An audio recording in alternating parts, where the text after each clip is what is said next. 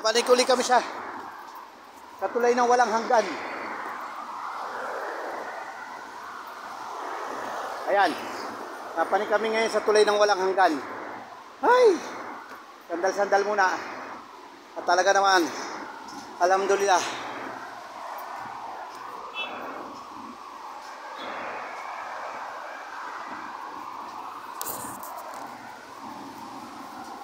Napanik kami sa tulay ng walang hanggan.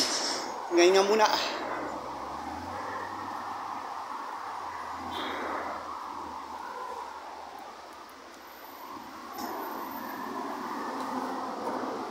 Ginagawa yung tulay naming ano.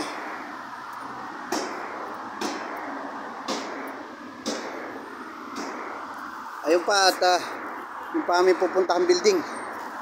Ayun. Yung hotel na yun.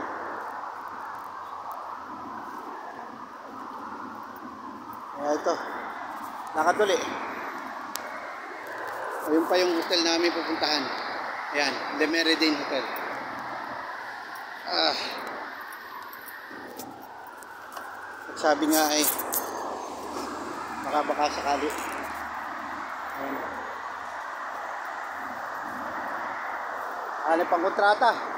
2 tao lang, isang tuloy ang binabaklas. Matindi rin kumpanya to. Ayan, pupunta namin Le Méridien Hotel. Okay.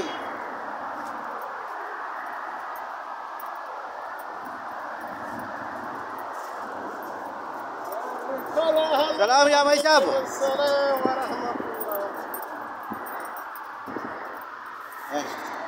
Dalawa lang yung gumagawa nun, tatang gigiba ng tulaya. Kami doon pa pupunta, oh. Kaya pahipahinga lang muna, talagang pagod. Diba? Kaya si Bro Isa, kapamayawang pa, pagod na eh. Talagang ganun.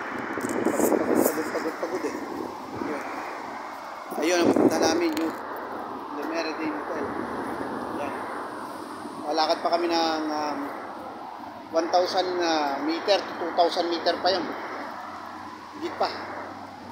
Talagang sabi nga eh, hinga muna. Baka naman ma-stroke na pag binulto kasi nilakad namin kanina ay siguro almost mga 10 kilometers. More than 10 kilometers bago kami makarating dito sa aming ina-applyan sa Le Méridien Hotel. So, ano muna, mamaya na uli pag nasa opisina na.